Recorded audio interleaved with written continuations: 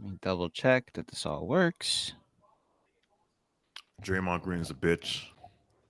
Test Shout one, out, two. shout out Draymond to Green's a bitch. CP, Yeah, he went off. the Chris Broussard. That was I great. That was love great. it. Chris Yeah. Broussard with the 50 Cent meme. Just catching strays on a random Thursday. Oh wait a minute, afternoon. CP went off on him.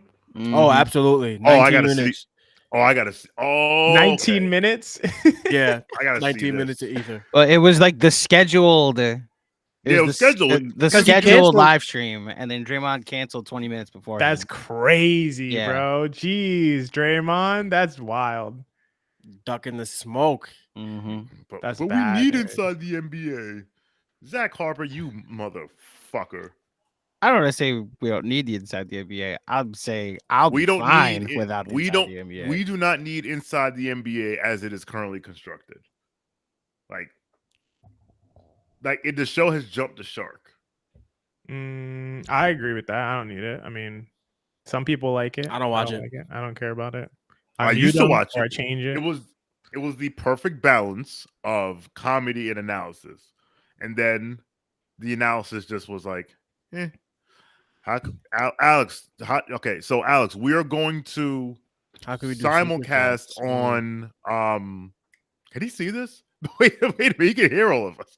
Yeah, we're live. We're just stage. live in the playback. Yeah, they're gonna look over at the YouTube chat, which is now live, Okay. which I'm now Good. gonna. Okay, share for you good thing I guys. didn't talk all that. Good thing all that shit I was talking about Alex, you didn't hear. Oh, wait a minute. Kidding. Alex, it was good to meet you, by the way. Yeah, great guy. Why won't it let me change? the Alex name? is a bully, man. F out of here. Oh, that's right. Oh, I saw. Listen, I saw there was What like happened? a 92 tweet thread going back and forth. A between Alex 92 and tweet. What the hell? What I happened? just saw God. like ding. I was like, I'm going to practice, and I will deal with this when I. Wait, between Alex and who? I didn't get Alex, that. XJ. he took exception to hot hitting theory this week. Where we were. What happened? What'd you say? Oh, this is awesome. We were. Alex accused us of smugness. Me, XJ. What? XJ smug? No, Smug? not And- my and- XJ. And condescending. XJ. What? This is absurd. Yo, An absurd when name. when people call me condescending, I'm like, do you know who I am? Have we met? My name is like, I'm sure. Nice to meet you. like you figured this out just now. So hi, how are you? Oh man, That's I'm gonna for use you. that. I'm gonna use that. Alex, shit. you expecting XJ to not be smug is like again. Have you been watching? I'm gonna use that, Sean. That's hilarious. That, Oh, I mean- it's the brand, guys. I'm sorry. Miles. Oh man. In real life, I'll pray for you, and and ask you about your children. On the internet, I'm a very different man. exactly. This is a By fact. the way, Gotta tell by him. the This is a Mensa, fact. you're Being on red. the opposite end of a Mensa beef on the internet is not what you want. a desirable place. I listen. You got to do what you got to do, man. Uh huh. I like we're on the same team. Knicks at 5. Yeah. All right. Mensa, Post. by the way, you're live for the Mecca rant. I wanted to cut that and post that everywhere, but I was like, you are a God-fearing individual, and I don't think that should be floating. I'm not going to make I'm not going to make it easier for people to find that. But one day I will clip it and cut it up and just take little snippets. One day. It's in the Because it was future. amazing. Hey, it was man, like it is. It's out there for a reason, man. I'm on my Pacer hater. Pacer hater heater is what I would call it.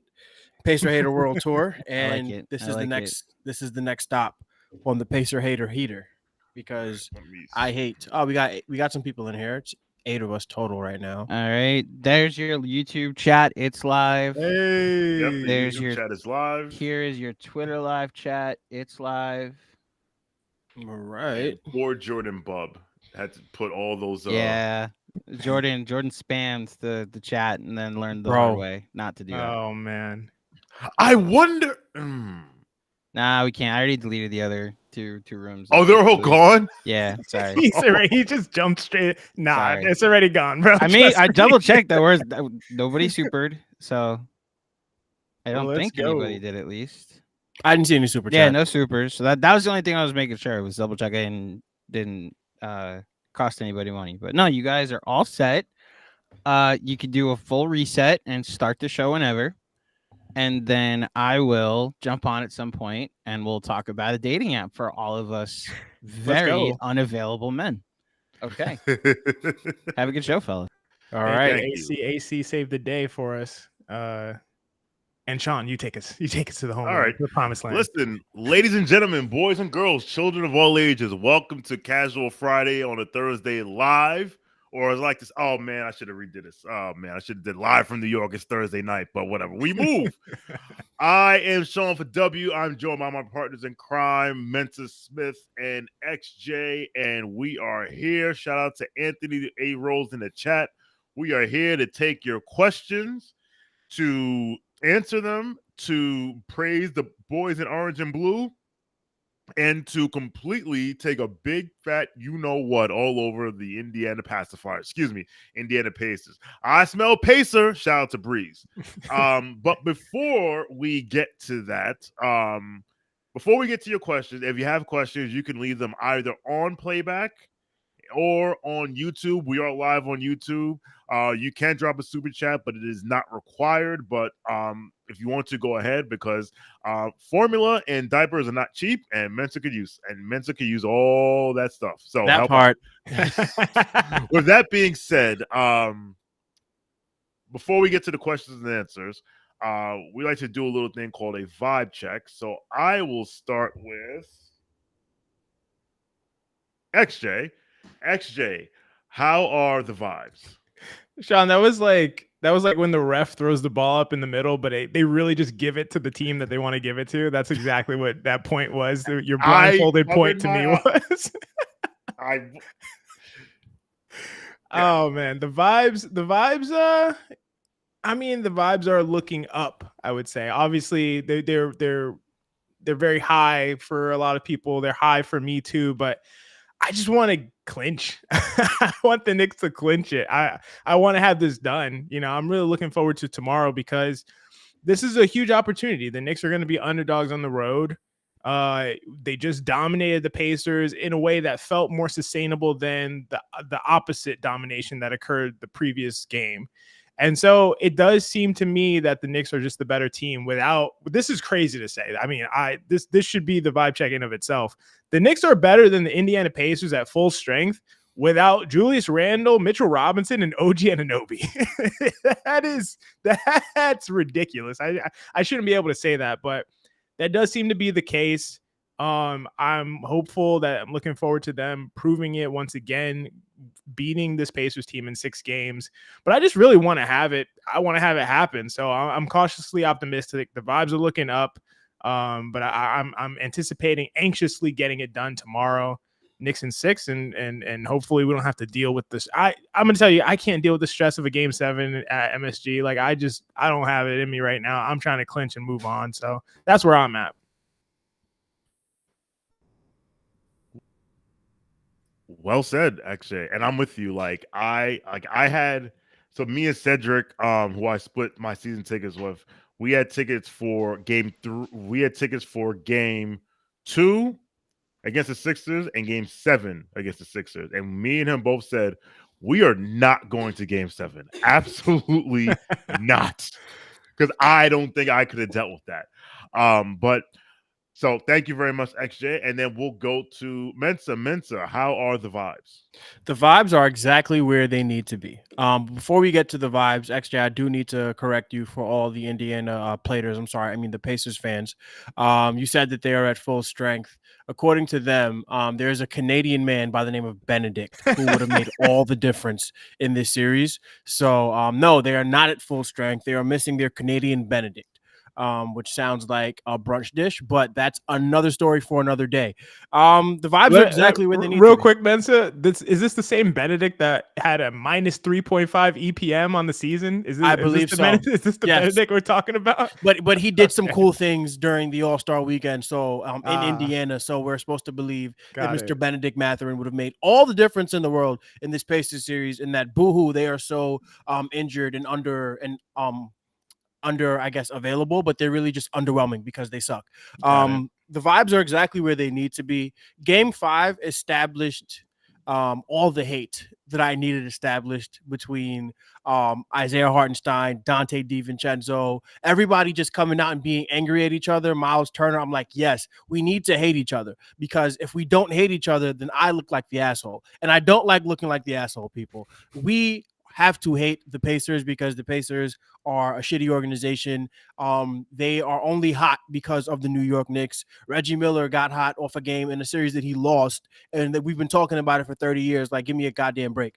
But the vibes are exactly where they need to be. The New York Knicks have proven time and time again over 5 games that they are the better team right now. Without Bojan Bogdanovic, without OG Anunoby, without Julius Randle, without Mitchell Robinson. And the Pacers are so bad that Alec Burks had enough time to find himself again. Like, he went soul searching against the Pacers in this series and found himself. That is how bad the Indiana Pacers are.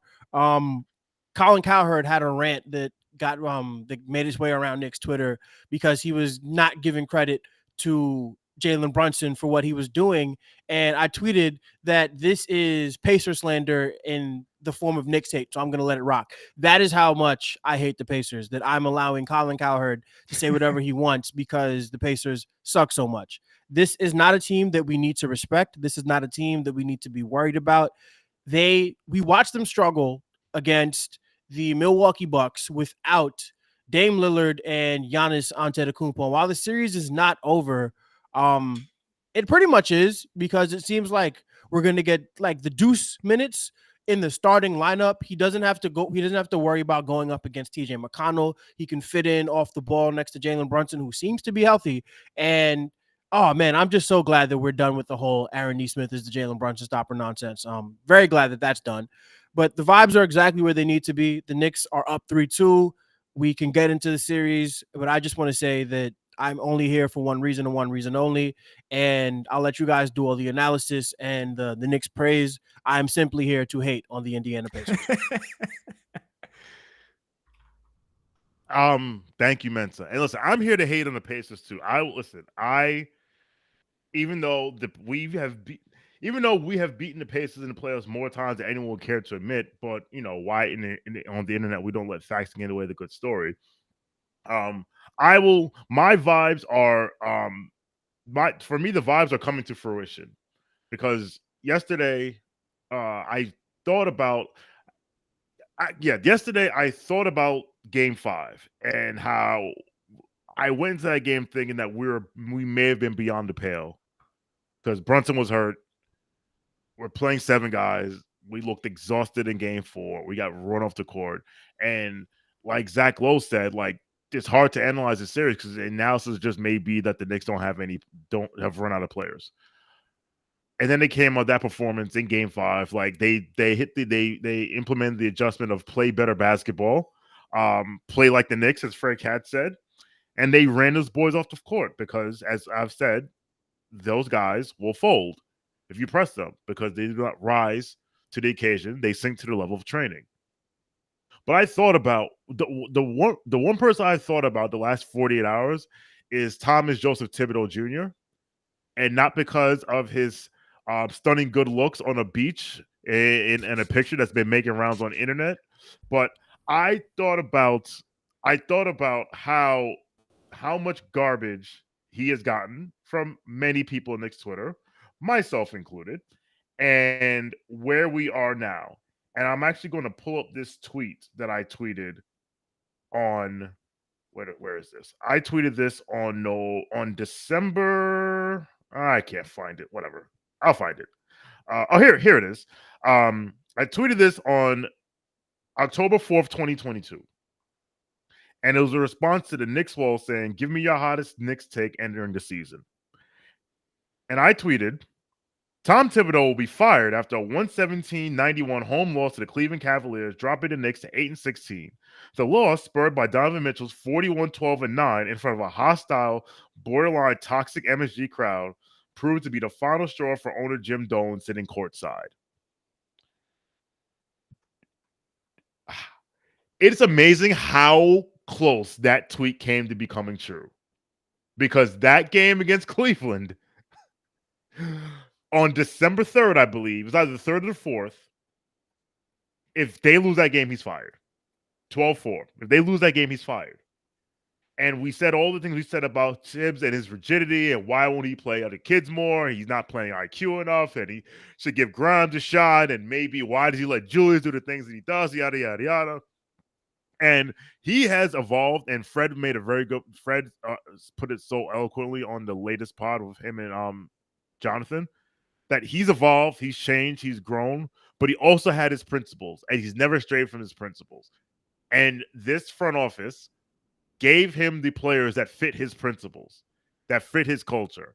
And we won game 5 because of culture and character. That's why we won game 5. It's like Mensa said. We're down four rotation players, and we're still better than Indiana, if you ask me, in my humble opinion. Because of culture and character, because we play like crap in game 4, we're gonna play better in game 5. Culture and character matters. And there's guys that are no longer in this team that a lot of guys loved, and I'm not even talking about players we drafted. I'm talking about other people on this team that was on this team that people in the fan base loved, and they're not on this team. And you know what? If those players are on this team, we don't win game 5 because we may not get to game 5 because we may win out in the first round. So I'm here to give Tom Thibodeau his flowers because in December of 2020, when he coached his first game, he created a baseline level of competence for this team. And that baseline level of competence, of culture, of character, has carried us to the point that we're at today. Now, listen, we have not won this series yet. We have to win one more game. But whether we win that game or not, I can look back on this season and say, you know something? This was a good season. And I would feel damn good about next season. But guess what? I'm not worried about next season today. I'm worried about game 6 tomorrow. So that's my vibe check. We have some questions. Again, if you have questions, you can put them either in the playback chat or you can put them on YouTube. Super chats are not required, but they're not required unless you, again, formula is expensive. The price of brick is all going up. So please, if you want to help out my man Mensa, feel free to donate. But before we get to Mensa, if it's okay, I was trying to do the segue. This ain't my first rodeo, dog. You're good. I need to interrupt you quick, Sean, because I actually disagree with all three of you. But I just wanted to add this, because you pointed to the reasons why the vibes are high and why the Knicks won Game 5 and why things got turned around. And I'm sure the starting lineup change helps and more spacing and just more Deuce McBride was good, but that's not the reason. And Jalen Brunson being healthy was good and seeing him return to form, but that's not the reason. Look, we've all said some things about Tom Thibodeau, and this is arguably his best coaching job of his career, but that's not the reason. As we all learned from the Knicks Film School podcast yesterday, it was a bit of extra air that entered the Knicks locker room before the game that had everything to do. And shout out to every single aggregation account that took a good 10 seconds from that podcast and made it national news, and the Lebitard treating it like the only way the Lebitard show possibly could. No, I'm not going to tell you who it was, but thank you everybody for defining Knicks culture by a passing of wind. That's all I have to say about that. I'm just jumping on real quick to pay some bills, if that's okay with you guys. Go right ahead. Do your thing. So I don't know if you guys know this, but shout out to our friends at Foreplay. Now, the other day, John was talking to two girls who were telling him how into foreplay they were and how they wished they had other single guys to do it with. Whoa, hold on. I see your faces. No, not that foreplay. We're not looking to get teed up on the pod, guys. I'm talking about FOURPLAY. Exactly. Of course. See, this is an app that single friends team up and double date other single friends. It's a more fun, lower pressure, and safer way to meet new people, which is exactly why all the single girls like it, and specifically the ones that John was talking to. In fact, they love it so much that they make up the majority of teams on the app as in a 3-to-1 ratio. Now, you're into math, right, XJ? The ratios. Of course. My gosh, like a 3-to-1 ratio in a single guy's favor. Look, we all know that is better. Everything is better with a friend, right? Just ask Josh Hart and Jalen Brunson. even if Brunson won't admit it. And with Foreplay, you don't have to sacrifice bromance for romance because it's a chance to enjoy a night out with a buddy while meeting two new people in a more social environment without any expectations. And the icing on the cake, it's totally free. All right. It's game time, fellas. Go over to the App Store now and download Foreplay. That's Fourplay. Again, download Foreplay, Fourplay, and get ready for a little 2-on-2 pickup. Shout out to the fine folks of Foreplay. Nailed it. Thank you. That's what someone said. Thank you very much, TMAC. Well done, fellas. Appreciate it, AC. All right. So we have some questions. We have some super chats. So we'll get to the super chats first because they paid money. So they get to jump the line. But we will get to all of your questions. So what I will do is I'm gonna copy and paste the questions that we're asking into the playback chat, so they'll pop up on the YouTube as well, so you'll all see them. And the first question is from Chicklet, and Chicklet says, do you guys want to comment on Draymond running away from CP on Knicks Fan TV? And I lied, this is not a super chat, but this was the first question that popped up, so I will I'm giving Chicklet his or her or their due. So for those who do not know, Draymond Green was scheduled to go on Knicks Fan TV with CP the franchise today at 3 p.m. It had been scheduled. It had been promoted. Everyone knew about it. And at 2:40 p.m. Eastern time, Draymond canceled. And apparently there is a 19-minute rant from CP, which I have not been able to see, but I'll be watching after this show is over. But Mensa, would you like to comment? Would you like to comment on Draymond running away from CP on Knicks Fan TV? And then we'll go to XJ. So to cancel any professional engagement 20 minutes before is that's the opposite of professional. And CP is all class. Just want to shout out CP and Knicks Fan TV in general. They just do such a great job. He in his rant is like 4-time champion, 8-time. Like he's giving him his accolades and reaming him. It was amazing. I do think that for Draymond to run away from his stupid comments. I mean, honestly, why did he agree to it in the first place is my question, because he was just going to come on and not be able to defend himself because he was comparing us to the 2016 or 2017 Portland Trailblazers and the Hawks that never went back without any sort of actual context. It was stupid the minute that he said it. It was even dumber the moment that he doubled down on TNT. And I guess he realized that to triple down on those stupid sentiments would not have gone well for him or for his brand, especially as he is on the tail end of his career and is trying to have a job in media. Well, I will say this. You're not going to get the job at NBC. And if you're trying to get a job at TNT, streets are saying they lost the contract. So, my friend, to do all of that, all you do is look stupid. And no, I don't watch your stupid ass podcast. You know why? Because you are stupid and your comments were even dumber. And I want nothing to do with you or anything you have to say. If you think that he spent so much of his career talking about how the media portrays him and this and that, for him to then go and do the same Knicks for clicks nonsense that everybody else is, it's just like, come on, bro. Like, it doesn't make any sense for you to claim to be new media and then do the same things the old media does. So very happy that CP gave him his just desserts and he did the right thing by not showing up. That's all I'll say about that. I echo a lot of what you said, Mensa. So I initially thought Draymond would be really good. His podcast was pretty good at first. He was actually giving detailed analysis. He would break down the games. He would say, "This is what I see from behind the defense when I'm kind of conducting things from the center position, just making sure everybody's in the right spots." It was like, okay, this is cool. This is good insight. And then for some reason, he just made a detour into just being incendiary and trying to be polarizing and just saying things to get people upset. And it's just like, why did we go in this direction? You have a lot of insight as a player that you could be sharing, and you just went in this bizarre direction. And then he continued and he was like, you know, what can really emphasize this the most? What can really make this work the most? And he landed on the Knicks. He landed on Knicks fans. And for some reason, he thought that was a good direction to go in. And I think, you know, I'm not going to say this is the reason why he canceled, but I think he realized that, wait a second, if I go on this podcast, they're going to ask me some stuff and they're going to be what are called clips on the internet.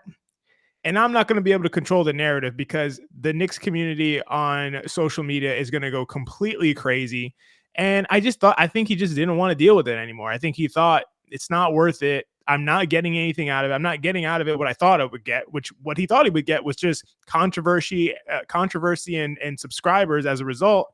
And I don't think that's what he was going to get. And I think he realized that. The fact that he canceled 20 minutes before is crazy. I mean, like, I'll just put it out there. Right? As long as he didn't have a family emergency, some real life situation that caused you to cancel. Like, I've never canceled a professional engagement 20 minutes beforehand. And if I did, then I didn't have respect for the organization that I was doing the engagement with. And he better have respect for Knicks Fan TV because they're incredible and CP is as well. So it's just garbage and is really disappointing. And I just don't appreciate the direction that he's gone in with his platform. So it's pretty upsetting to see, you know, someone like JJ Redick go in one direction and him go in another. And it's unfortunate.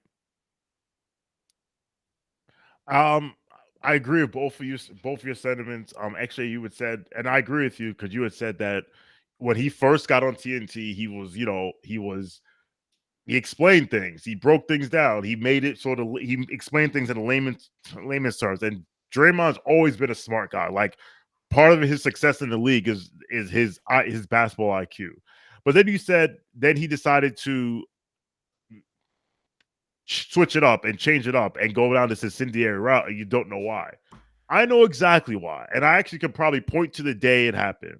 It was probably the day he started the Draymond Green show, because it's one thing when you are on a national cable company and your job is to show up and just give takes, but when you branch out and you create your own content, your own new media, guess what? The bills got to be paid.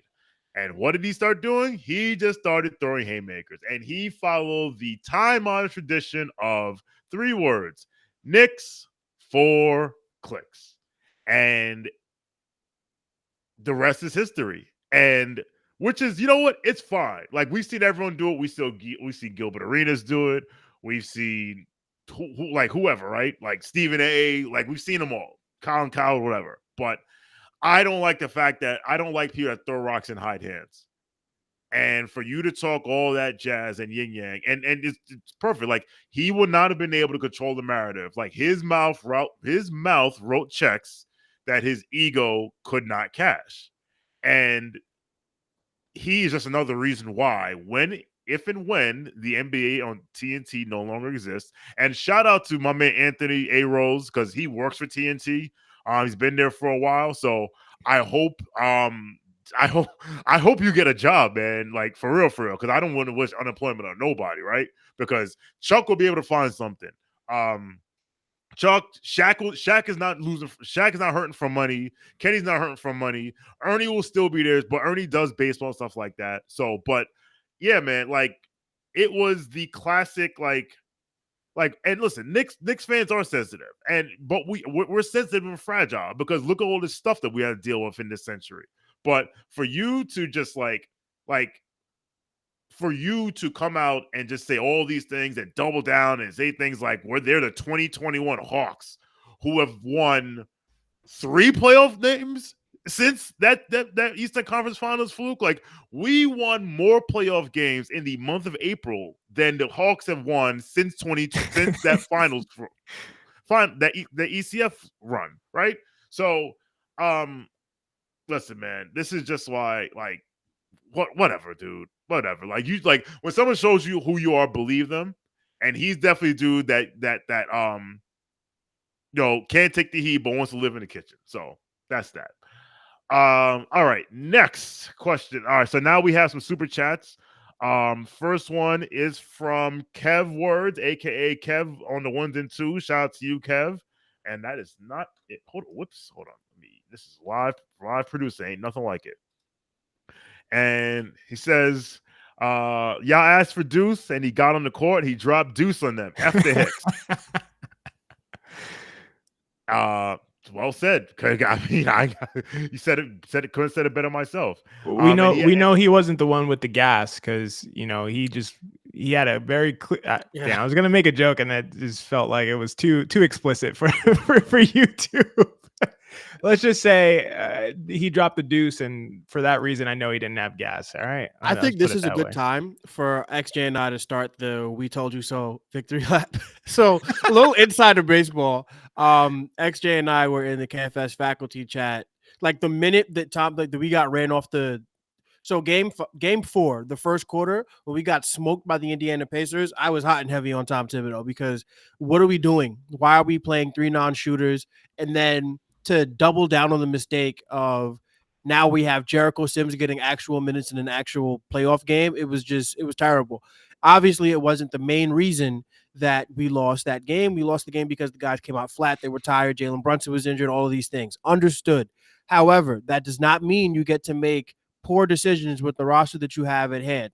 In 2024, playing 3 non-shooters is not something that you can do viably, right? So I thought that the move was to start Deuce McBride. The last time we were on this very platform, the KFS casual live stream, XJ was like, he wants to see Deuce get the start. We obviously all knew that he was going to go with Precious instead, but that was, to us, the smart thing to do. And a lot of people who had opinions felt it was the same way, but it felt like me and XJ were leading the charge for a little while there. And then to see Deuce McBride get the start and for the Knicks to blow the doors off those guys, it was so vindicating because it's obvious you do not play 3 guys who are not going to shoot next to Jalen Brunson and Dante DiVincenzo. When you do that, you make Jalen Brunson a lot easier to guard. You have to deal with people saying that Aaron Nesmith can stop Jalen Brunson. And there's just so much going on there that was made so simple. And then one other thing I want to say about this. Deuce McBride is a better basketball player than Precious Achiuwa. I think everybody would agree with that. While you want to play up to size and you want to match up with your opponent, at the end of the day, in the playoffs, you want to give your best basketball players the most minutes possible. So to not start him and to play Precious ahead of him and then to have Jericho Sims it was wrong on so many levels. And for the Knicks to figure it out and blow the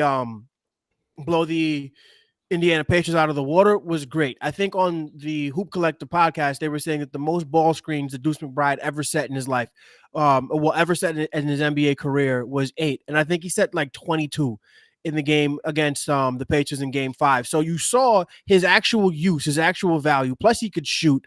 And then the added value of being able to stop Tyrese Haliburton, who kind of stopped himself, but that's another story for another day. It was always the right decision. And for it to have transpired the way it did transpire, now that is the narrative going forward. And I'm very happy. XJ, what say you? I mean, that was beautifully said, Mensa. Obviously, I agree with you. Literally everything that you said, every word that you said. But what I would add to it is this. So of course, I believe that it was the right decision to start Deuce, not just because of what it does to the starting lineup, but what it does to everything else that comes behind it. And you mentioned it. When you start Deuce, Precious can play the backup 5. Now Jericho Sims doesn't have to start.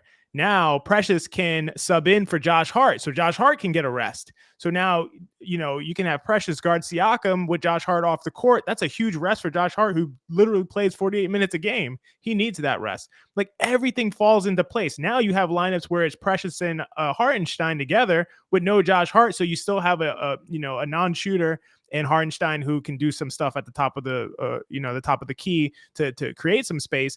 Now you still are struggling with the spacing, but it's not bad. It's not like desperate times where Brunson can't get any freedom to get a shot off. So everything kind of falls into place after that. And I think that's what the interesting thing is about the starting lineup, is not just the success of that lineup and the success of, is that lineup going to destroy the team? But it's like, that puts everything into place. And something that's really interesting that I noticed, just kind of looking at some of the data, the Knicks haven't played well defensively in a long time, like longer than you would think. I mean, OG Anunoby missed a bunch of these games, so we know that's a big reason why. But the Knicks' defensive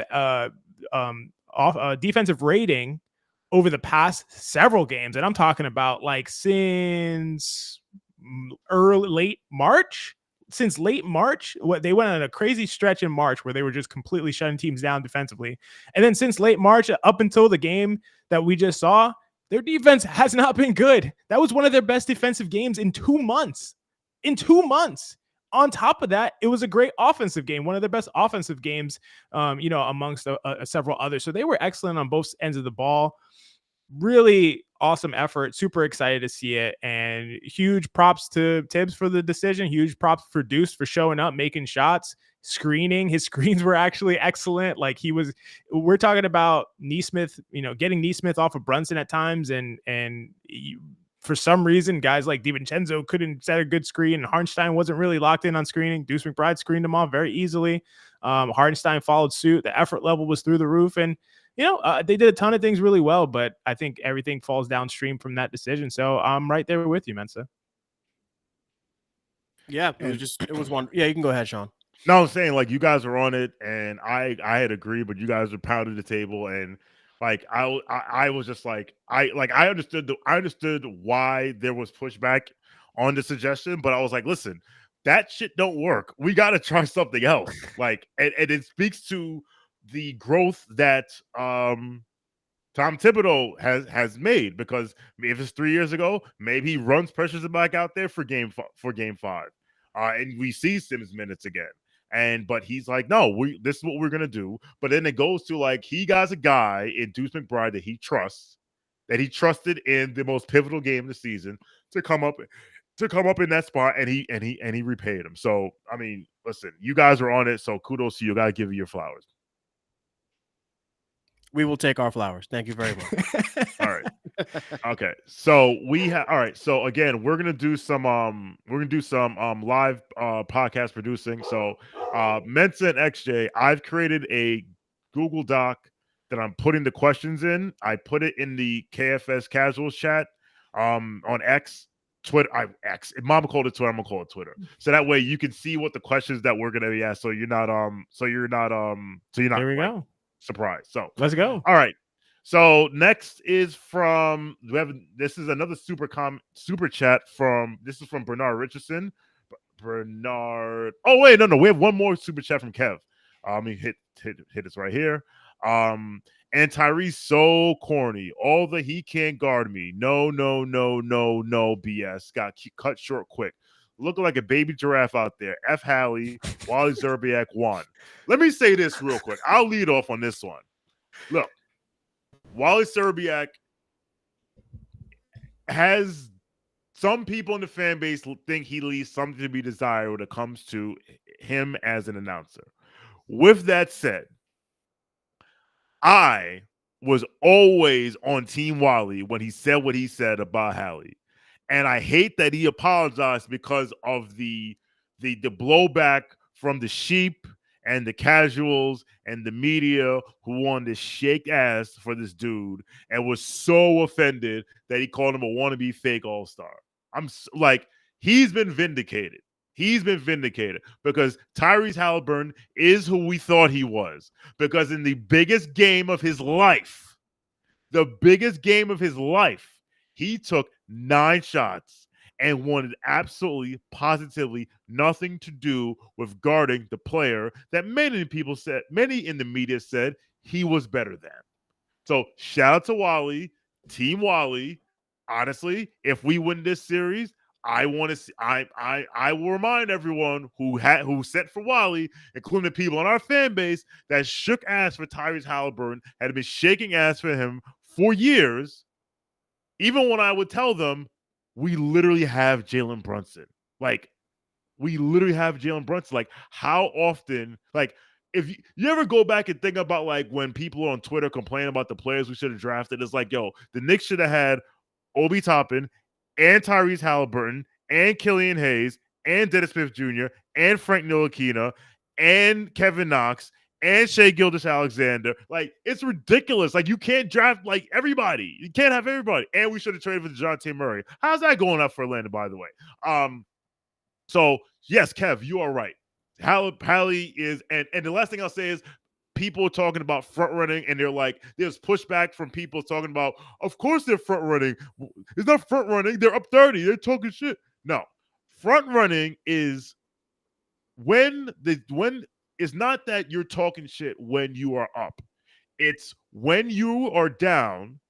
Do your shoulders slump? Do you drop your head? Do you get sad? Do you not want to play no more? When the Knicks were getting their ass kicked by 40 points and Pascal Siakam was pushing Jalen Brunson and talking shit, you know what Jalen Brunson said? It's a long fucking series. That's what he said to him. He didn't be quiet and slump and go like this. I can tell some of y'all never talk shit before, or you're really not good at it. So the only way you could talk shit is if your team wins. Like, do you see the team I root for? This team gets battered. This is the New York Knicks of the Premier League. You think I drop my head when people talk shit about my team? No, I fight back. Learn to fight back. And this team fought back. And the funny thing is, after game 5, look at how the team that won game 4 by 30 points acted after the game as compared to the team that won game 5 by 30 points. Look at how they acted. Look at the difference. Because the team that won game 4 was skipping around like it was green grass and daffodils. And the team that won game 5 was like, job not finished. Thank you. Mentor, actually, go ahead. I just got to tag in really quickly because this is a perfect opportunity for me to get some Pacer hate off. Tyrese Haliburton, a.k.a. Tyrese Halogen, because that light you thought it was is really just gas. Tyrese Haliburton is not who everybody in the media thought he was.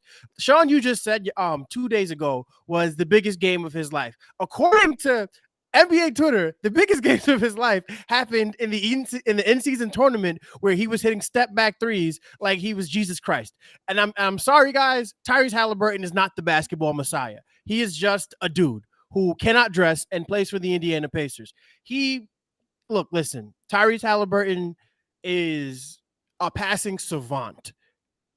There's no getting around that. Tyrese Haliburton makes passes in one that takes teams 2 and 3 passes to make. However, when it comes down to the playoffs, there are certain skills that you need to carry your team forward. Tyrese Haliburton does not have that off the dribble game. Tyrese Haliburton does not have much of a post game to think about. Tyrese Haliburton does not have much of a mid-range game. It's really all great assist passes and step back threes. And that is not quite sustainable in an NBA playoff environment. So for Tyrese Haliburton and all of his fans who are complaining that, he has a bad back or he has a pulled hamstring or, he just has a broken heart, a missing set of stones. And he's just not the guy, people. He's just not the guy. There's nothing about Tyrese Haliburton.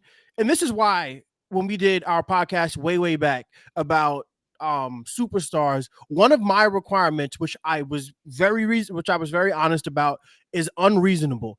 I need to see you do it in the playoffs. Tyrese Haliburton has not done it in the playoffs because the regular season basketball and playoff basketball are very different.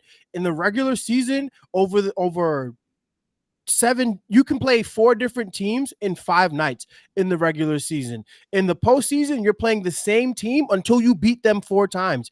And if the other team beats you 4 times, your season is over. So it's different. The games are very different. And Tyrese Haliburton, look, he's a young basketball player. There's a lot of time for him to get better. But as of right now, he is not him. That is Tyrese Halitosis. You know why he couldn't talk shit? Because his breath probably smells like it. That is Tyrese Halogen.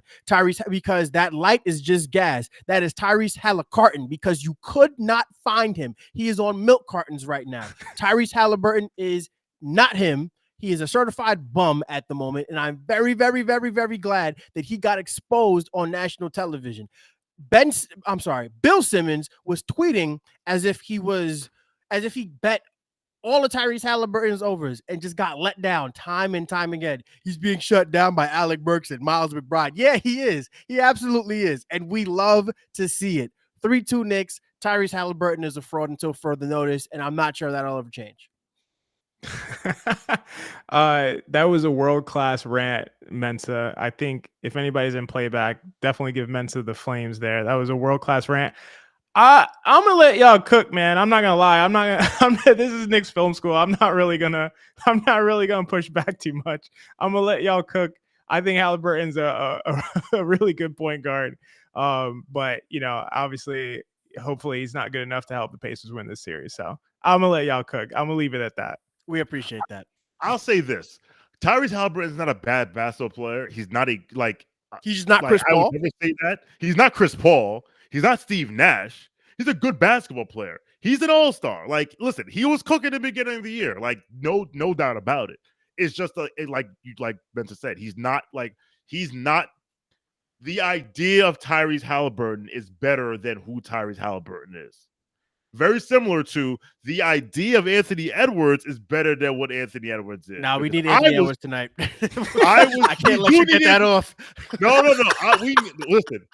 Two things can be true. We can need the Timberwolves to win because if they win and the series goes 7, then we get more rest. But can we not call him Michael Jordan, please? Please. Yeah, that's a little crazy. That's a little crazy. He's been playing great though.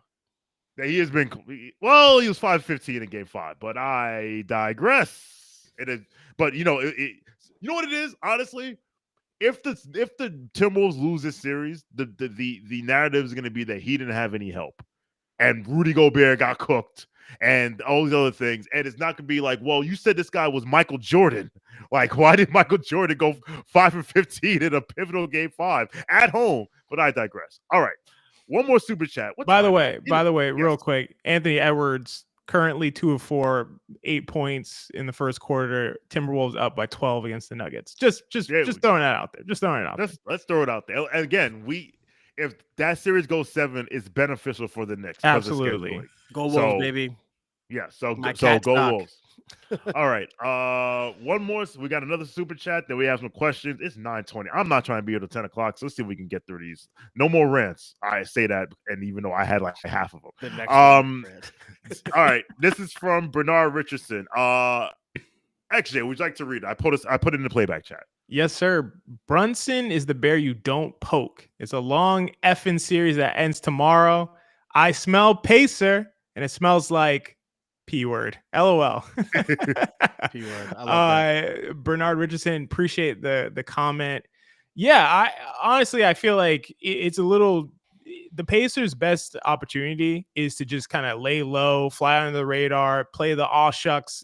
We're just a team from Indiana. We're doing our best. We're grinding it out. We got TJ McConnell. We're fighting hard.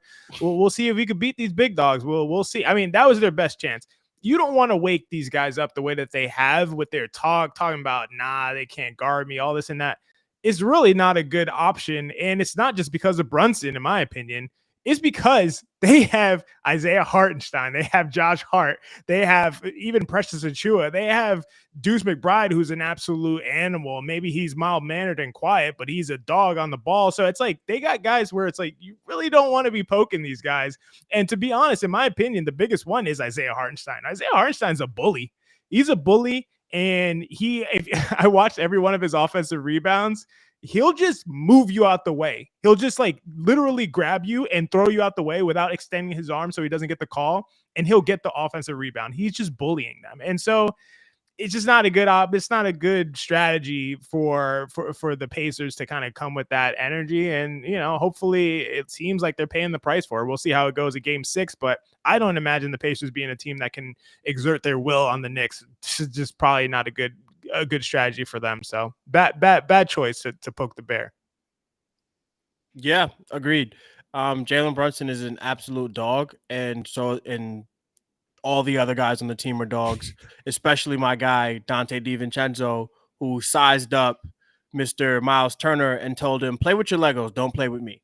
And then Miles Turner just had to eat it and go play with his Legos because that game did not go his way.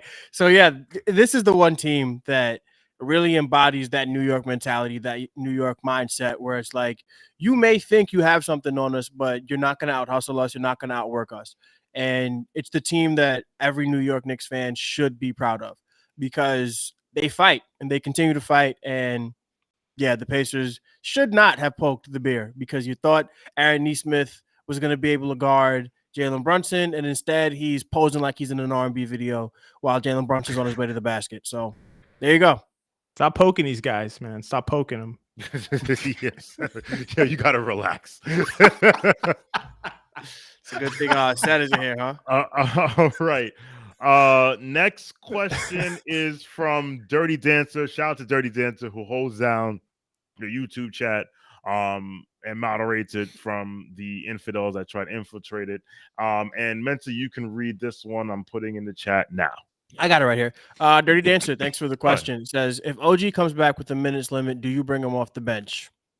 That's a great question. Me personally, nah. I need OG Anunoby, who was the plus minus messiah. I need him on the court, especially because if things go our way, the next time we see OG Anunoby will be against the Boston Celtics, and that is a team that just has two of the league's best wings in Jaylen Brown and Jason Tatum.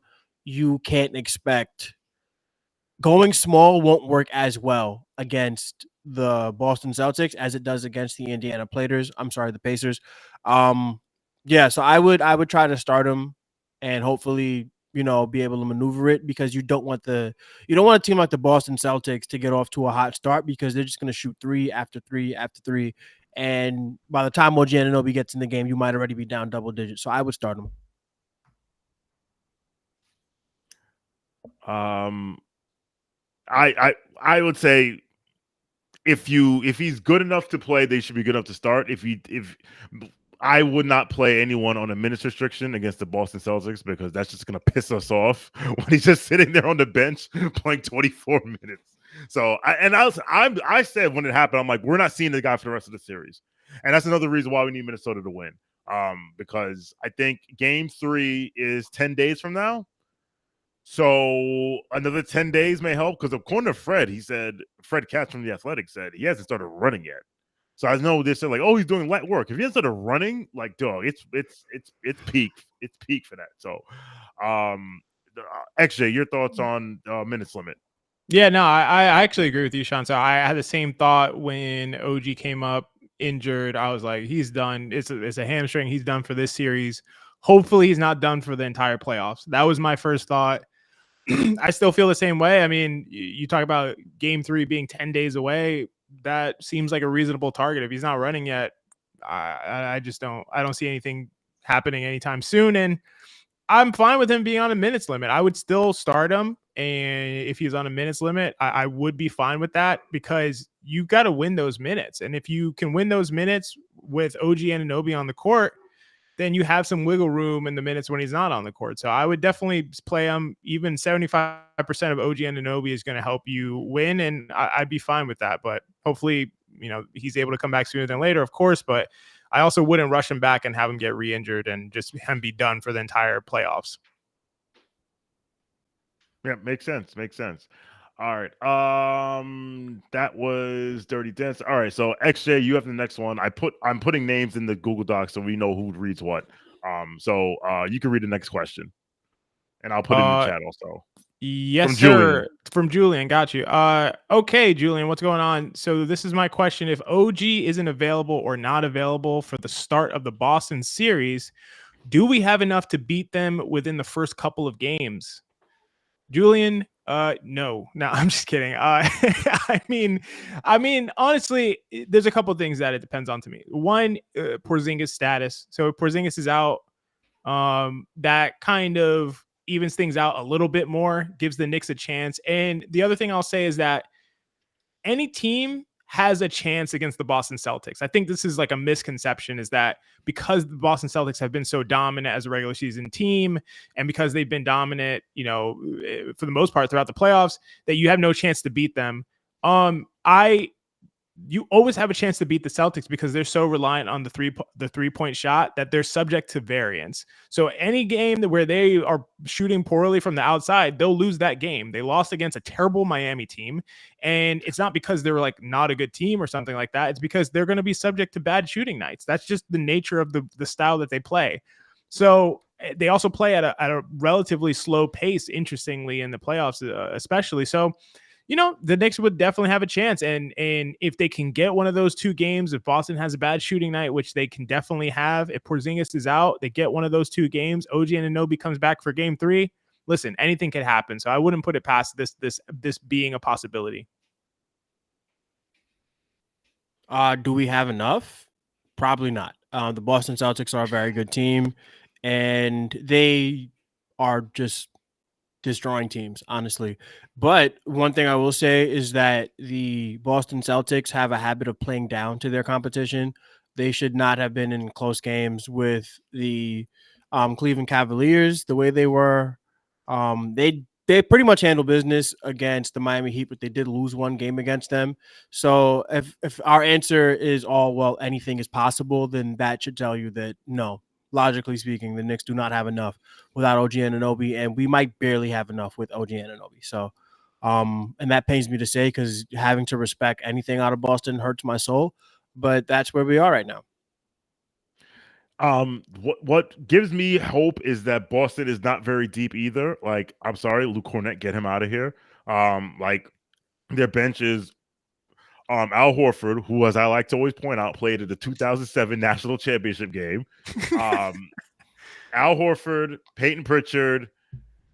That's their 7th. That's their 6th and 7th guy. Their 8th guy is either Luke Cornett. It's Luke Cornett because I haven't seen what's that guy's name? Xavier, what's his name? I haven't really seen much of him. So like they're not very deep. Xavier Tillman, yes. So they're not very deep, which actually matches up with us. And this is why Alec Burks being alive helps, because if we do get OG back healthy, then we have 8 and we can match up with them. And like XJ said, they 3-point variance. Because their threes aren't going out, then it's 1-on-1 ISO foolishness, and then they play the level of competition, they lose. So we have a chance, but at the same time, if we lose to a 64-win team in the playoffs, I'm not really going to be like, oh my God, how did this happen? So thank you very much. Next question is for me, and this is for this is from John Leary, and he's very simply says, do you guys predict a win tomorrow? And I will say yes. And yes. I say yes because the 72 hours between games 4 and 5 and 6 are so critical. That's why what happened in game 4 was kind of not like I didn't think we were going to lose by 40, but it didn't surprise me that we're going to lose the game because after finishing that game at 11 p.m. Eastern on Friday, it was 3 p.m. It was a 3 p.m. turnaround on Sunday. That was less than 48 hours. Them winning game 5 on 55 hours rest, give or take. Not 50, 52 hours rest, give or take, is clutch because now they have 72 hours. So it's going to be like game 6 in Philly all over again. Tibbs is going to play 7 guys, not because he wants to, because he literally doesn't have a choice.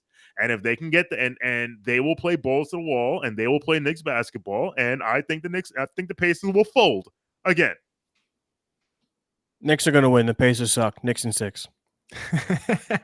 So to me, it's a toss up to me, honestly. And I think that the betting odds have the Pacers as like a 5-point favorite or something like that.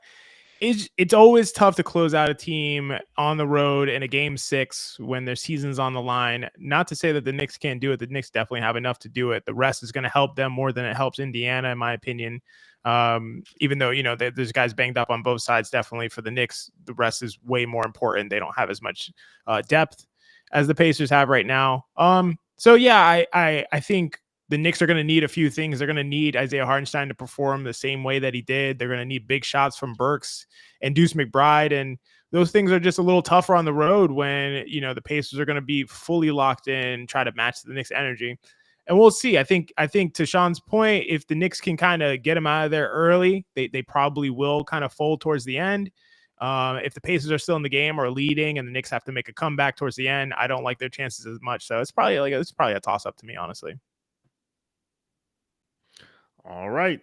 Next question is who reads this next question? I think it's Menson. Yes, it's you. Go ahead. All right. Another one from John Leary. Any rotation differences you want to see tomorrow, or keep it the same as game 5? Keep it the same. Keep it the same. Keep it the same. You don't blow a team out by 30 and then change what you're doing. I'm keeping that the same. Yep. Nothing to add. Keep it the same. Same here. Keep it the same. Next is XJ. Go ahead, XJ. So from John Leary again, appreciate the questions. What would you expect the Packers to do differently / adjust? The Packers and the Pacers are going to do the same thing and lose this year. But no, the Pacers. No, I was reading the question wrong on purpose. The Pacers. I honestly, what I think they'll do, and Jeff and I talked about this on Hot Hand Theory podcast for a little bit. What I think they'll probably do is try to treat Josh Hart like the Sixers treated Josh Hart. They have to do something. They have to choose somebody to say, hey, we're going to let that guy beat us. And since they won't have Precious Achiuwa to do it with, they'll have to do it with Josh Hart. It's a much more risky option for them because Josh Hart has been making everyone pay that does that this postseason. But, Josh still does tend to kind of pass up on open shots. He did it in game 5 as well. He was a little bit hesitant, just not super, super, super comfortable and confident with open shots. He likes to take a little dribble and hit a pull-up 3 as opposed to just shooting a wide open 3. But yeah, so I think that the Pacers are probably going to have to do that. That's just what their option is going to be. Start with Haliburton probably on DiVincenzo. Put somebody like Nembhard on Josh Hart and have Nembhard kind of roam and try to help, or Siakam on Josh Hart and have Siakam try to roam and try to help. So it'll probably be something like that. That's the only thing I could think of that they could have as a genuine adjustment that could potentially make a difference if Josh Hart's not making shots or is passing up on open shots. Well said. Thank you. Next is, I believe it's, maybe I should pay attention, right? Okay. From Supertramp, Supertramp says, do you guys think Indiana tries anything different on the Deuce Brunson pick and roll? So, I don't know, because the reason why the Deuce Brunson pick and roll works so well is because you have to respect Brunson you have to respect Deuce as a shooter. As we said, they do not want Haliburton on Brunson. I guess they're gonna do a harder show, like a hard show, like a hard double to the trap, but then they've beat that trap. The other thing they might do, they might pre-switch it. They might try to put Hallie on. They might try to put Hallie on Hart again. But then again, like Fred said today, if they do that in the pick and roll and they do a hard show on the Brunson pick and roll, Hart is such a good roller, so that if you get him downhill, it's a problem. So honestly, if I were Rick Carlisle, who's kind of made a meal of it this series to a certain extent, I would dare Deuce. I would leave Deuce McBride open and dare him to beat me.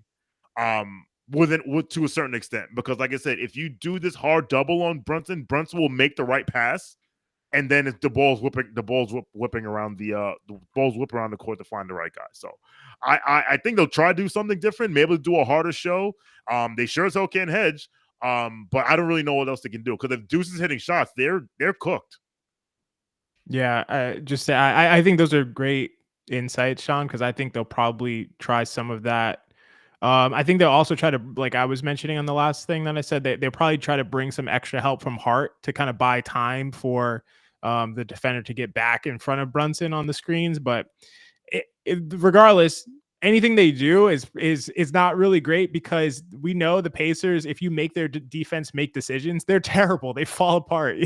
If you make it confusing for them, where it's like, oh, we got to bring a third guy into the action and they have to buy time, and then that guy has to retreat, or they have to rotate out of it, they're just going to mess it up. So it doesn't matter what they try to do there. I don't think they're going to be able to do it efficiently. So it's bad news for them to have to try different strategies defensively. If you make it anything more than the simplest defensive strategy, those guys just blow it. So I don't think I think the Knicks will have no trouble scoring. Yeah. Strategically, what they will do to try to stop the Deuce Brunson pick and roll is they will cry to the referees that we're doing something illegal. That's the only thing they can do. And that it worked for them for a little while, but only so long before those crocodile tears get exposed. I saw someone posted a Knicks jersey, and it was a customized Knicks jersey on the back, and the name said missed calls, and it was number 78, and I thought that was absolutely hilarious. So, all right, thank you, Supertramp. Next up, Mensa. All right, we got John Leary again. Did McBride give Hallie trouble Dante couldn't give him, or was it more just an off game for Haliburton? I think it had a lot. Like Tyrese Haliburton went from, as Benji was saying, was orchestrating the game however he wanted in games 3 and 4 to completely despondent in game 5. I think it was definitely a McBride thing. McBride has more defensive talent than Dante DiVincenzo, who I think is a lot better in that free safety role. I think what made Dante DiVincenzo such a special defender for the Knicks this year was you got to play him. He got to be the third best defender next to Hartenstein and Anunoby. Without Anunoby, Dante has to do a little bit more, and he's not quite as effective on the ball as a guy like Deuce McBride, who can keep up with Haliburton left to right, whereas Dante can kind of just like match his strength and physicality a little bit better. But I think it had a lot to do with Deuce McBride. Deuce McBride is an excellent defender, and he's just a gamer. Like, the guy is – I can't speak – I was somebody who didn't really think Deuce McBride was going to make it in the NBA, and then what he did this season, my goodness, Deuce McBride could start for a lot of teams that need guard help. So, yeah, I definitely think it was a Deuce McBride thing more than Haliburton having an off night, because that wasn't just an off night. That was an I don't want to play anymore kind of night. Yeah, not too much to add from me. I think that's spot on. Yeah, well said. Well said. Thank you, John Leary. All right, Jordan Bubb, appreciate all the questions. What kind of adjustments and lineups do you think the Knicks will see from the Pacers in Game 6? I don't think really we'll see too many lineup adjustments from the Pacers. The adjustments could be trying to attack Josh Hart more when they go small. I think that, Carlisle is really going to want to get the Knicks out of that small lineup. I'm assuming he's going to rely on this idea that if Siakam hits a couple buckets on Josh Hart, Tibbs may panic and pull the cord on it. That's my guess, that they'll just go for that early, see if Siakam could get going. And Tibbs is like, nah, I've had enough of this. I'm going to Precious. Like, honestly, that's kind of the only thing I can imagine them doing. As far as lineups, they may go to a smaller lineup. It's something I can imagine seeing at the end. I think that the lineup where Siakam is the 5 and Obi Toppin is the 4 with Haliburton on the court, that to me is like probably the Pacers' best lineup, especially when they have like Ben Shepherd and another shooter. That lineup is really, really hard to defend, and that pulls Isaiah Hartenstein away from the rim, making it even more difficult for him to get offensive or defensive rebounds. But that would also leave them susceptible to the offensive rebounds because Siakam ain't boxing out Isaiah Hartenstein. Siakam and one of his buddies together aren't boxing out Isaiah Hartenstein. So I don't know. Anything that they can do comes with some really negative trade-offs. So honestly, I think they'll have to try a few things, but really what they're going to need is Haliburton to be more aggressive, and they're going to need to make shots. And that's pretty much, they're going to live or die based on how that goes.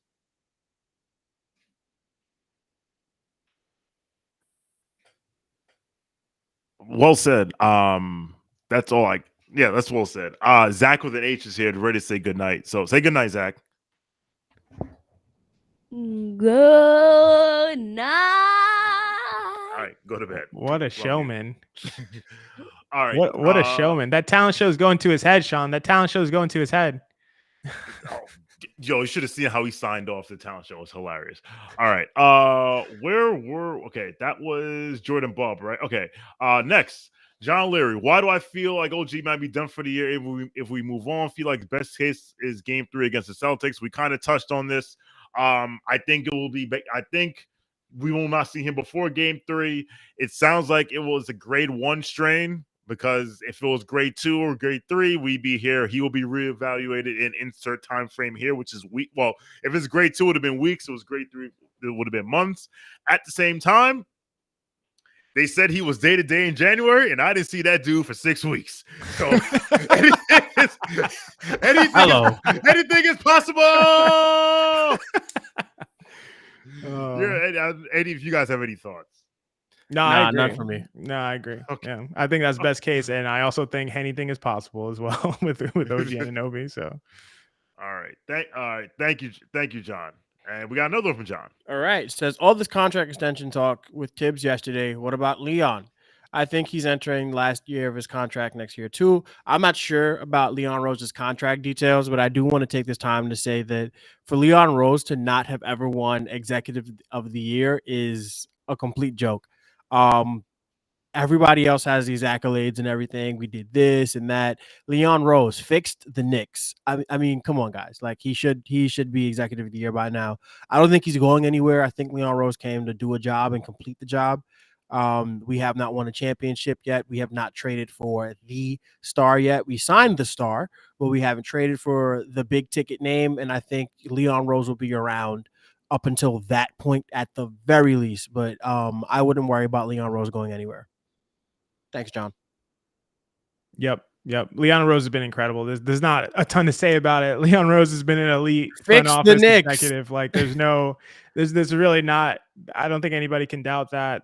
Anyone can doubt him and what he's done. And so, yeah, I sign him for whatever long-term deal you can. There you go. Thank you, John. What's the Rangers update? I see a lot of Rangers. Oh, it's 3-2 Rangers. They tied it. 3-2. No, it's 3-2 Hurricanes. Oh, okay. They tied it. It's 3-0 now. I have it 3-0. Yeah. Oh. Wow. Rangers have tied it with 2 goals in the third. Jeez. All right. I should put that game on because Denver is getting their ass whooped. All right. Next question is for XJ. All right, Jordan Bub. Do you expect Indiana to hard double trap blitz and hedge Brunson early in Game 6 to get Brunson out of rhythm and allow quote unquote the others to beat them? We kind of touched on this. I kind of agree with Sean. I just think that if you make things complicated for the Pacers, they're going to mess it up. They're probably not going to go back to the hedging, and because that ends up just being like a double without the benefits of a double. It's just like they're just like don't guard the shooter without disallowing Brunson to be able to make a clean pass. So I could see them blitzing, and I could see them also just bringing help from Josh Hart. So those are the 2 things I expect them to try to do early in Game 6. Yeah, same thing. Like they got to try something. Like I said, I give Rick Carlisle, even though I think he's been out-coached by Tibbs, I do give him grace because he has a team that doesn't defend and knows that they can't defend. And as we said before, they sink to their level of training. That's why he called 3 timeouts in the first quarter. He was like, I cannot let this go off the rails because if this goes off the rails, they will not be able to fight back. So,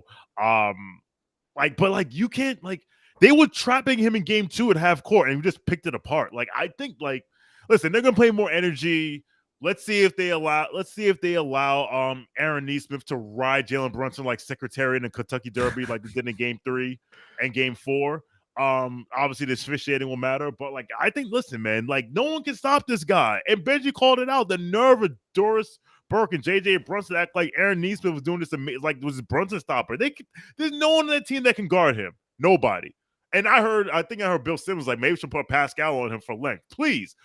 And listen, Pascal's a good defender. He's a really good defender. I dare you. Please do that. Go ahead, do that. Please. All right. Anything on that, Mensa, before we go to the next question? The only thing I expect the Pacers to do about Jalen Brunson is cry. That's it. Okay. Jordan, another question. How do you think the Knicks will, deal with Tyrese Haliburton and Andrew Nembhard on offense? Do you expect to see some new wrinkles and a few tweaks to be thrown in Game 6? No, I think they're gonna keep doing what they're doing. Nembhard, listen, bro, he threw it up. If that prayer doesn't go in, this series might be over. Just keep doing just keep doing what you're doing. We got 7 guys. Look, man. He's gonna be. Listen, I'll say this: he's probably gonna be more aggressive in Game 5. I mean, in Game 6, he's gonna be more aggressive. But will he be? It's not saying much. If he wants to get to the rim and not do anything, then it's gonna be a long night. Simple as that. Yeah. All right. So let's get to this. Our super chat here from Mr. Paris Duggar. Thank you for your contribution. Says, man, I believe if Tibbs used. I'm sorry, it was in all caps. I'm sorry, guys. Man, if Tibbs used Sims, Precious, and Burks to give Mitch, OG, and both Harts and Brunson a few minutes a game, Mitch and OG may not have gotten hurt at all. I'll say a few things about this. One, if was a fifth, we would all be drunk. Two, it is definitely and definitive, like it's 100% Tom Thibodeau's fault that Joel Embiid dove on Mitchell Robinson's ankles. 100% his fault that Mitchell Robinson, who was the backup big in that game, giving Isaiah Hartenstein some rest.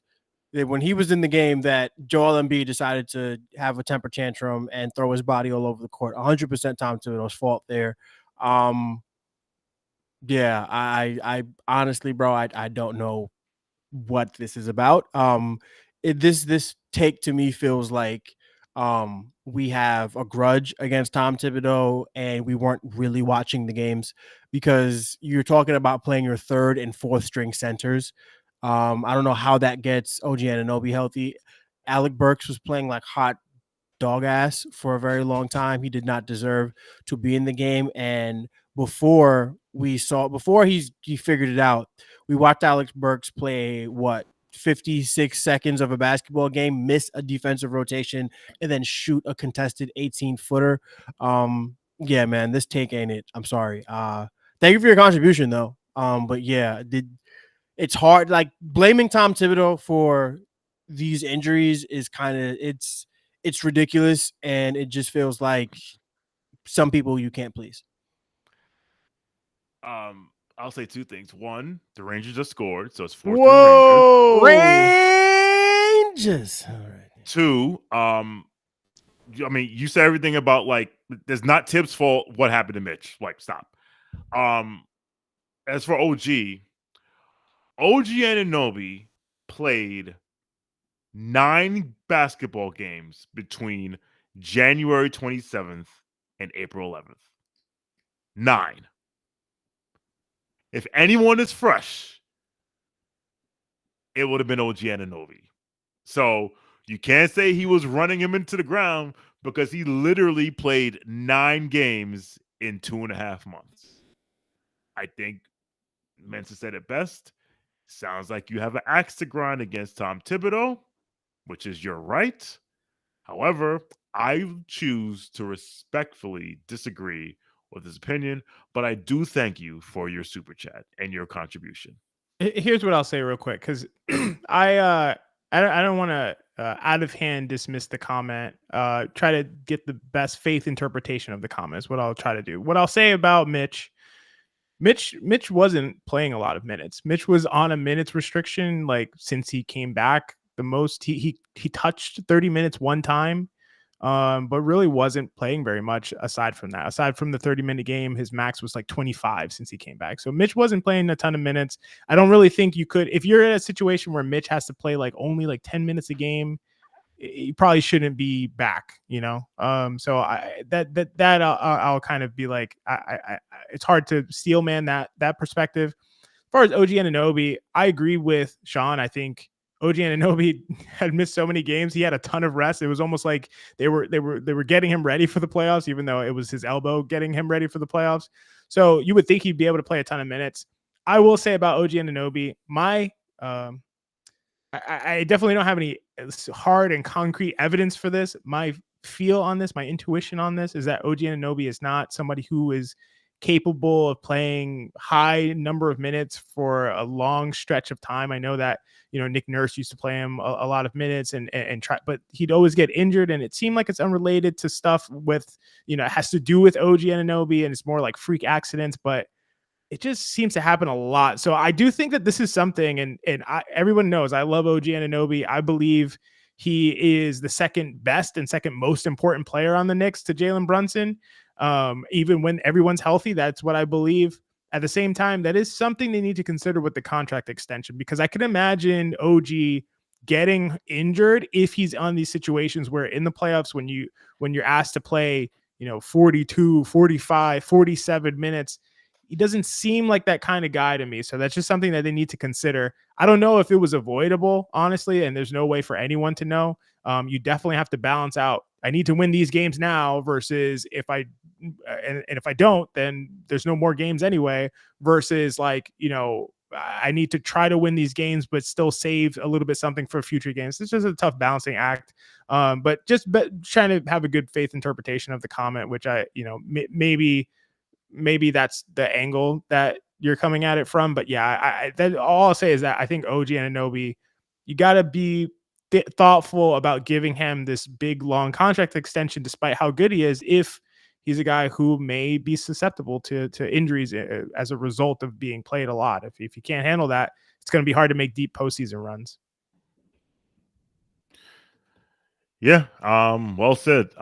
Thank you. Again, Paris, thank you for your contribution. All right. We got 1, 2, 3, 4, 5, 6 questions. We have 5 questions and 1 super chat left. Let's rapid fire these things. Go ahead, XJ. Let's do it. Is Jalen Brunson from Jordan Bub? Appreciate it. Is Jalen Brunson the best closer in the NBA remaining in the playoffs? Why or why not? Probably, I don't know. I would probably just go to Edwards and Jokic, but I'd probably go with Brunson over Edwards. I don't know. That's tough. Those are the 3 that I'm thinking about. I'm not sure which I would go with, but those are the top 3. Come on, man. The answer is Michael Jordan. Nikola Jokic and Jamal Murray are still playing basketball. That is my answer. Murray! Yeah, Murray. Yeah, I forgot. Yep. Yeah, I agree. No pushback from them. All right. Thanks, Jordan. Another one from Jordan. What do you expect to see more, Siakam at 5 or Dante DiVincenzo having 30-plus points in Game 6? And if both scenarios happen simultaneously in Game 6, which thing will have a bigger impact on the game?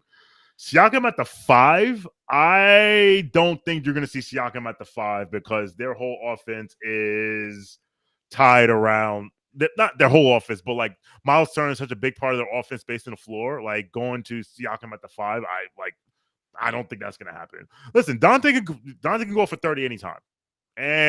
You want 35 in Game 3. So I would think that's more likely. But listen, if Dante has 30 plus again, and we lose this game, I will be very upset. Any thoughts from you, gentlemen? Dante having a 30 ball is going to end the series. Yeah, if Dante drops 30, it's a wrap. I could see Siakam at the 5. It's good for their offense because Siakam can run offense with a spaced out court, but on the defensive end, they're going to have trouble getting rebounds. So I'm not sure they'll go to it very much. So you think if they run Siakam at the 5, obviously that means Turner's not in the game. I don't even know who the hell they put at the 4. Like Obi. They play Obi. They go small. Right. They play Obi at the 4. They play Ben Shepherd. They play Haliburton, and they can do it with TJ McConnell even if they want to. So they can space you out and just go for just straight threes. That's a good point. But to your point, they'll get killed on the boards. They'll get crushed on the boards. Yeah. And I just saw a comment from Rick Carlisle. I was like, "Go grab a damn rebound." Like that's what their adjustment needs to be. So yeah, that's a good shout. All right, Mensa, you're up. All right, here we go. Do you think he's legit afraid of Miles McBride? Absolutely. I think Tyrese Haliburton is afraid of everything. I think Tyrese Haliburton is afraid of his own shadow. I think Tyrese Haliburton is afraid of like toothpaste. I think he's afraid of having a stylist. I think he's afraid of the color orange. I think Tyrese Haliburton is afraid of everything. So absolutely afraid of Deuce McBride. Yes. The answer is yes. Nothing to add. You want to know smoke. All right, next up. Am I next? Yeah, you're up. Jalen Brunson from Jordan Bub again. Appreciate it, Jordan. Jalen Brunson will be all NBA team in the panel's own opinion, but why not will Brunson get the team he is in? How am I understand? I think I'm not. So the way I think the question is like, will he be all NBA, which I think we all agree yes, but yeah, will he what team will be what team will he be in? Yeah. I think he'll be first team. I think he'll be first team and all NBA. I think he was top 5 in MVP voting, and hopefully the voters are just they understand that should mean he should be first team all NBA. So I think that's what he'll get, but we'll see. Yeah, he should be first team all NBA. Especially with all the Tatum non-belief that's been happening. People feel like Tatum was carried to his 64-win season. I think at the very least he will be the first name on All NBA second team, but he deserves to be All NBA first team. It's just no. I mean, without Jalen Brunson, the New York Knicks would be talking about Alex Sarr or Stephon Castle, and this would be a draft podcast. Chris Persianen will be here in front of you guys talking about draft class. We would not be talking about an Eastern Conference finals run. So yeah, Jalen Brunson, first team All NBA, and if you don't like it, go be a Pacers fan. Well said. And then David Clark had a question in playback as New York continues to push Hallie left and damn to finish. What's his counter? It can't be that simple, can it? You know, like he clearly doesn't like when he go. Like we were calling it out on the playback, me and DJ. Like when he got to the basket with his left hand, he was not looking at the rim. So he doesn't like. He doesn't deal. He does not deal well with discomfort, and this Rangers scored an empty net goal, 5-3, series over. Whoa, that's crazy. But yeah, he I don't think he deals well with discomfort. He's like he wants to do like there's a saying like the playoffs. Mike Lombardi said it's the NFL playoffs about making you play left-handed, as in like you have like if you're left-handed, we're gonna make you play right-handed. If you're right-handed, we're gonna make you play left-handed. We're going to do what you don't. We're gonna take over what you like to do and see if you adjust. And I don't think he's done a good job of adjusting. But this is his first playoffs. This is gonna be a learning experience for him. Like it shouldn't be that simple, but they're going to force him to his left every single time and see what happens. It's that simple. Haliburton's a bum. Knicks in 6. Yeah, I'm not gonna follow that. So, all right. And last one, we had a super chat came in late. I will read this one because it's directed towards me, and it is from my man CT Pittman, longtime KFS supporter. It says, Sean, you are never going to beat the Lonray doppelganger allegations. Getting your lineup as sharp as you currently have. Nice haircut. All right, there's a couple things here I need to unpack. First of all, my lineup is always sharp. All right, my hairline is strong. Mensa, no offense. My hairline is always sharp and strong. None taken, all right? brother. No, all right, that's number one. Number two, Lonray. Shout out to Lonray. Lonray is on Twitter. He pulls up to Knicks on all the time. I don't look like Lonray. They say I sound like Lonray. All right. They say we sound alike, and I understand that. We don't look alike. If you think we look alike, it's because we're black and you're racist. Last thing I love it. Last thing is, thank you. The funny thing is, this is the first time I haven't gotten a season in a while. I've been getting fades. I'll probably go back to a fade the next time I get a haircut. But thank you, CT Pittman. I appreciate that. And one of these days, I'm gonna be in Charlotte and I'm gonna buy you a beer. And that's that. Oh, and Jordan threw a thing in the chat about like what parlays and bets do you have for tomorrow. I forgot to tell everybody earlier today that I would have did a parlay of Liberty money line and Knicks money line because we are gonna sweep the house that Reggie built back to back, belly to belly. Holla at me. Stewie dropped 31 and 10 on them girls tonight. Can't mess with us. And someone asked about who the officiating is. They announced the officiating. So they announced the officiating like around I think like 9:30 a.m. tomorrow. So look out for that. It won't be Scott Foster. You don't get back-to-back games. If it's Zach Zarba, I feel good. If it's Tony Brothers, there might be some BS, but we'll see. And all right, but we have an announcement to make. Before I make that announcement, any last words from Mensa and or XJ?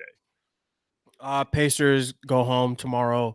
They stay home actually, and the hope the hope on their shoulders right now from Celtics fans, Nets fans, 76ers fans, Cavs fans, Magic fans, and even Pacers fans, all goes to rest, and they will have to deal with Sean tweeting the quote from Jesus that is just eternal, where he says that there's a hidden secret, a hidden power of a Knicks fan, where you get when you do well, other people are sad, and you're able to get joy from that. We are going to dance on the graves of so many fan bases tomorrow. Well, if you're listening to this on Friday, congratulations, because you heard it here first. The Knicks are going to win 4-2. Indiana Pacers suck. Tyrese Halliburton's breath stinks. Miles Turner doesn't even build his own Legos, apparently. And Rick Carlisle needs to get a toupee. That's all I have to say, guys. Let's start a GoFundMe for Rick Carlisle's toupee. If the Knicks win tomorrow in 6 games, I'm going to say this: the Timberwolves up by 24 points at halftime. Make it 26. I guess they came back from the half and they scored. It looks like if the Knicks wrap things up, they'll have a good amount of rest. They should come out with the same desperation that they came out with in the last game. I know it's hard to manufacture that. Game 5 did feel like whoever wins that game is going to win the series. And I think the Knicks need to come out with that same level of desperation. Hopefully Tibbs will have them ready and rearing to go with that same level of desperation. You win that game, not only do you win that series, but you position yourself in such a better light to be able to potentially come up with a huge all-time upset against the Boston Celtics. Huge game for the Knicks. Hopefully they come out with that level of energy and effort, and I think they will. So, I think it's a toss-up game, but I think if I had to guess, I'd give it to the Knicks. All right. Here's the bet. Alec Burks over points. This has hit the last 3 games. It's been like 11. It's been like 9.5, 10.5 points. Alec Burks over points. Throw that in every parlay you do tomorrow. All right. That's our show for today. Before we get out of here, we are having another watch party at T Squared Social tomorrow. T Squared Social, 42nd Street between 5th and Madison Avenues in the borough of Manhattan in the city of New York. Pull up. I don't think I'll be able to make this one, but if you are, GMAC will be there. Kevin Danishevsky says he'll be there, and it's his birthday. So if you show up, buy him a drink. No, make him buy you a drink. No, buy him a beer. And no, in the spirit of Robert Cross. Buy him a beer. Happy birthday, and by buying him a beer, I mean you go to the bar and you say KFS and you get a free draft beer and you give that to Kevin Danishevsky. So a free beer for everyone. And we are one game away from a party bus outside of T Squared Social for the conference finals. I need this in my life so bad. So yes, watch party tomorrow. T Squared Social, 42nd Street between 5th and Madison Avenues in the borough of Manhattan in the city of New York. Steps from Grand Central Station, so you can get there from Long Island, you can get there from Westchester, you can get there from Brooklyn, Queens, the Bronx, Jersey, even Jersey. Listen, take the bus to Port Authority and walk your ass down 42nd Street, or walk from 34th Street. I've done that before. I've made that walk from 34th. I make that walk all the time from the Garden to Grand Central. So pull up. We'll see you there. All right. For Mensa, for XJ, I am Sean with a W. Thank you for watching. Thank you for listening. Let's go Knicks in 6. And guess what? We're going to party like it's 1994.